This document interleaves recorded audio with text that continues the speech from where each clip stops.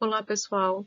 Na aula de hoje vamos dar continuidade às técnicas de clusterização e vamos estudar o agrupamento hierárquico ou agrupamento hierárquico aglomerativo. O primeiro passo do algoritmo do agrupamento hierárquico é pegar minha base de dados e calcular a distância de um indivíduo para todos os outros, tá? Então, vou fazer uma matriz N por N. E aí eu vou utilizar o método ascendente hierárquico, que ele tem como objetivo fazer um agrupamento de forma hierárquica. Então, ele vai, inicialmente, todas as amostras pertencem a como se fosse um grupo isolado, e baseado nas distâncias, ele vai agrupando. Nesse exemplo aqui, ele agrupou o E3 com o E4. Na sequência, ele agrupou o E1 com o E2 e também agrupou o E5 com o grupo formado pelo E3 e o E4. E, por fim, ele cria um grupo único.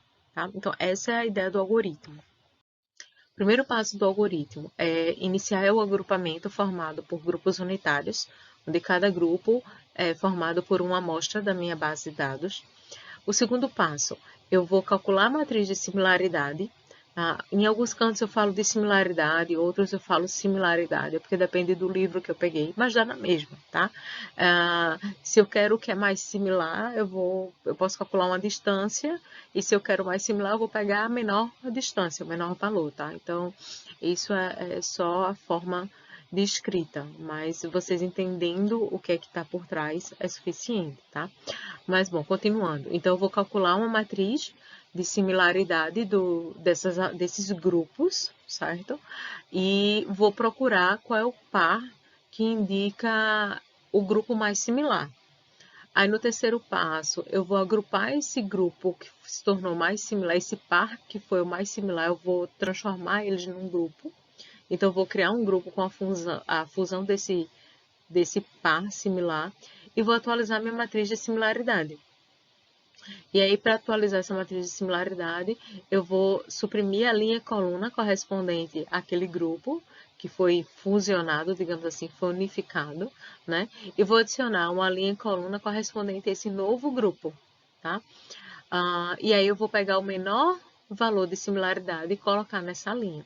Se todos os objetos estão agrupados, acabou o algoritmo. Se não, eu volto para o passo 2 e continuo o processo. Então, assim, eu vou fazer um passo a passo com vocês com um exemplo. Então, ó, supondo que eu estou lidando com essa minha base de dados, observe que nesse caso eu tenho dados categóricos, certo? Então, eu tenho dados nominais. Para esse caso que eu tenho dados nominais, eu quero, por exemplo, calcular a distância de E1 para E2. Então, eu vou calcular qual é a característica que é diferente. Então, por exemplo, E1 para E2, a diferença está 1, 2, 3. Então, ó, E1 para E2, considerando aqui, ó, 1, 2, 3, 4, e aqui, 1, 2, 3, 4. Então, a distância de 1 para 2 seria o mesmo valor aqui, por isso que eu fiz a matriz triangular, tá? É de 3. Então, isso porque eu estou usando dados categóricos, certo? Se eu estivesse usando dados numéricos, eu poderia utilizar a distância euclidiana, ou a distância de Manhattan, ou de Minkowski, sem problemas, ok? Beleza. Então, aqui está a minha base de dados. Ela tem 6 características e eu tenho 4 amostras, certo? Então, eu tenho que calcular a distância de E1 para E2 para E3 para E4, de E2 para E3 para E4, de E3 para E4, porque as distâncias são equivalentes. Então, a distância de E1 para E2 é igual a de E2 para E1, ok? Então, termina aqui minha matriz de similaridade, termina sendo uma matriz triangular, que a gente chama, né? Que ela é equivalente, essa parte de cima é equivalente, ela é um espelho dessa parte aqui de baixo, certo? Então, eu calculei minhas distâncias. Então, de E1 para E2, falei agora há pouco, né? Dá 1, 2, 3. De E1 para E3, dá 1, 2, 3, 4, 5, tá aqui, 5. E de E1 para E4 dá 1, 2, aqui é igual, 3, 4, 5 também, tá? Porque dá tudo diferente, então 5. A distância de E2 para E3 dá 1 diferente, 2 diferente, 3 diferente, 4 diferente, aqui. De E2 para E4, eu tenho 1 diferente, 2 diferente, 3 diferentes, 4 diferentes e 5 diferentes, por isso aqui tem 5. E a distância de E3 para E4 igual 1 diferente, 2 diferentes, 2. Tá aqui, 2 diferentes, ok? Então, eu vou calcular a matriz de dissimilaridade, tá? Baseado nisso aqui. Dissimilaridade ou similaridade dá na mesma, só a forma que tá calculando, tá, pessoal? Um nome grande que o povo coloca nos livros, enfim. Bom, partindo dessa matriz, então, o meu próximo passo é encontrar quais grupos são mais similares. Para isso, como minha matriz é de similaridade, eu vou buscar o que tem menor valor. Quanto menor valor, mais similares eles são, né? Então, nesse caso aqui, o grupo 3 é o mais similar do grupo 4, tá? Considerando aqui o grupo 1, 2, 3, 4, e aqui o grupo 1, 2, 3, 4, a matriz de diferença entre esses grupos, tá? Então, no primeiro passo, a gente tinha o C1 representando o grupo 1 com a amostra E1, o grupo 2 com a amostra E2, ou o cluster, né? Cluster 1 com a amostra E1, cluster 2 com a amostra com o E2, o cluster 3 com a amostra E3 e o cluster 4 com a amostra 4. E aí, eu vou unificar o C3 e o C4, porque eles são os mais parecidos, tá? Quando eu vou unificar, eu vou criar o cluster 5. Então, o cluster 5 ele é formado pela união desses dois clusters. Então, ele é formado pelo conjunto E3 e E4. E aí, eu vou precisar, no terceiro passo, eu vou atualizar minha matriz de similaridades. Como? Eu vou ocultar as colunas e as linhas referentes a esses grupos que estão sendo excluídos da minha matriz e vou incluir uma nova linha, nova coluna representando esse novo grupo, tá? Que é o grupo C, o cluster 5. Então, o que é que vai acontecer? Com essa parte da matriz, ela vai permanecer inalterada, tá? Que é os valores que tinham antes. Mas, essa nova linha, nessa nova coluna, eu vou precisar calcular qual é a distância do grupo do cluster 1 para o cluster 5, né? E qual é a distância do cluster 2 para o cluster 5. E aí, como a gente vai calcular? A gente vai calcular baseado nos cálculos que a gente tinha feito na matriz anterior, certo? Então, observa que a distância do E1, do cluster 1 para o cluster 3 e o cluster 4 é exatamente igual. Então, não vai mudar, vai continuar sendo essa distância, tá? Agora, quando a gente vem aqui para o cluster 2, ele tinha a distância 4 para o E3 e 5 para o E4. Então, imagina a seguinte situação. Supondo que esse X aqui, tá? É o meu C2. Eita, enfim, acho que vocês entendem. Aí aqui eu tenho o meu cluster C3. Vou botar aqui só o 3. E aqui eu tenho o meu cluster C4. Vou botar aqui o 4. Eita, bagaceira, enfim. E aí o que aconteceu foi que houve uma junção desses dois e agora é como se eles fossem um só. Ele agora é um grupo, certo? Que vai o C5 aqui. Esse grupo agora é o meu C5. Eita, enfim, acho que vocês conseguem entender aí esse meu desenho horrível. Mas bom, então aí eu preciso calcular a distância, né? E aí eu tenho a distância desse para esse é 4, desse para esse é 5. Qual é a distância que fica? A mais próxima.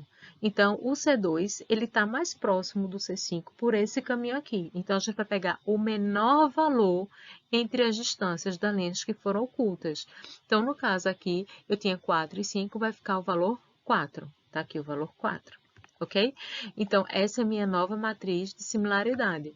E aí, para que passo eu vou? Eu vou voltar para o passo de buscar qual é o menor valor. Nesse caso aqui, ó, eu tenho o menor valor, é o 3. Então, eu vou unir o 1 com o 2, ok? Eu vou fazer o mesmo processo. Eu vou excluir as linhas e as colunas do 1 e do 2. E vou criar uma nova coluna, né, que vai ser a diferença. Vou criar um grupo C6 e vou criar a diferença entre o C5 com o C6. Baseado nas diferenças, né? Se a gente voltar lá na tabela, a gente vai ver que os valores que ficaram foi novamente o 4 e o 5, similar ao exemplo anterior. E aí minha matriz de similaridade fica dessa forma, com a distância entre eles, o valor 4, né? Quando eu criar o grupo 6 aqui. E aí o próximo passo é fazer a união de todos os grupos. Então a gente tem o grupo 1, grupo 2, grupo 3 e grupo 4, formado pelas amostras dos indivíduos de forma unitária. E aí eu criei um primeiro agrupamento, que foi o grupo C5. Na segunda iteração, criei o segundo agrupamento, que foi o grupo C6. E na terceira iteração, eu criei o terceiro agrupamento, que é formado pela união de todos os outros grupos. E aí terminei o meu agrupamento, ok? Então, tem algumas características interessantes, tá? Que com essa técnica eu não preciso dizer o número de grupos, mas ela pode ser dada por um ponto de corte que você dá na hierarquia.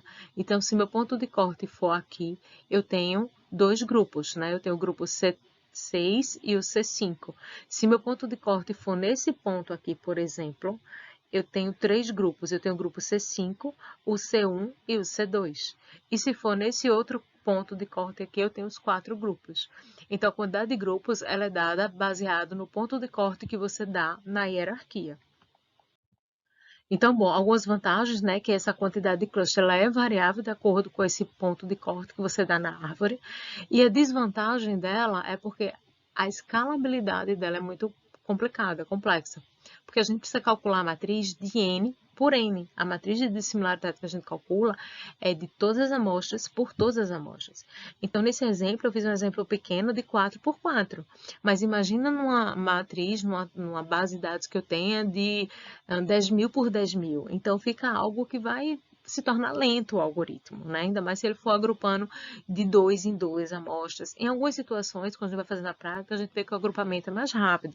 Em situações, ele agrupa 10 amostras de uma vez, 20 amostras de uma vez e por aí vai, tá? Mas, enfim, é algo que ele é complexo. A complexidade dele é na ordem de Big O de N ao quadrado, tá? Então, essa é a maior desvantagem dessa técnica.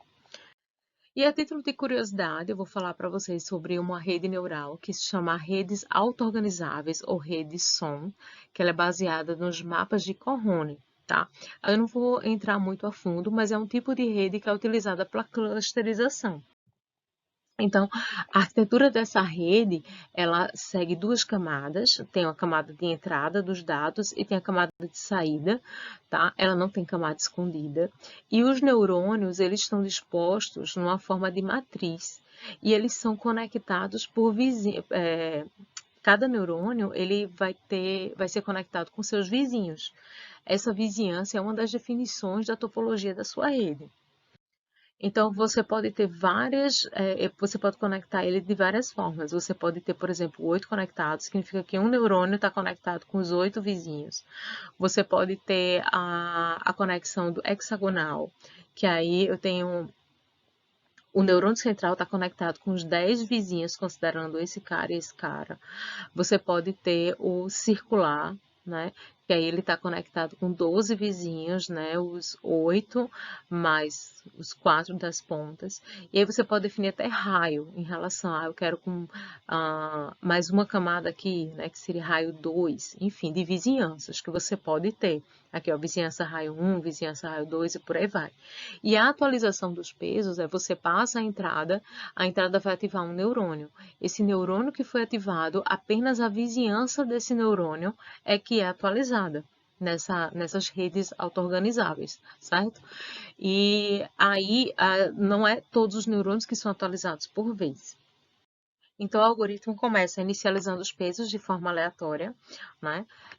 E aí a gente vai ter que tomar cuidado porque esses pesos não podem ter valores repetidos, porque a gente vai fazer um cálculo de distância euclidiana entre os dados de entrada com os neurônios, né, com cada neurônio que eu tenho, e apenas o que tiver mais proximidade em relação ao dado de entrada deve ser ativo.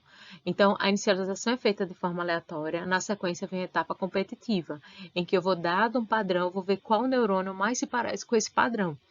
Então, o neurônio que mais se parecer com esse padrão vai ser ativado. Aí, quando ele for ativado, aí vem a fase cooperativa, que significa que quando ele é ativado, os vizinhos, de certa forma, também são ativados, ou seja, vão ser atualizados. E a atualização dos neurônios é baseado nesse neurônio vencedor. Esse neurônio vencedor tem os pesos atualizados e a vizinhança também. E ela segue a atualização baseada nessa equação. É o peso que eu tinha anteriormente, mais a taxa de aprendizado, vezes esse H é a função da vizinhança, né? É quem é meu vizinho. Aí eu vou atualizar o H, ou seja, minha vizinhança baseada nos valores que entraram menos os pesos que eu tinha anteriormente. Tá? E o critério de parada é até atingir o número máximo de ciclos ou o mapa não mudar mais.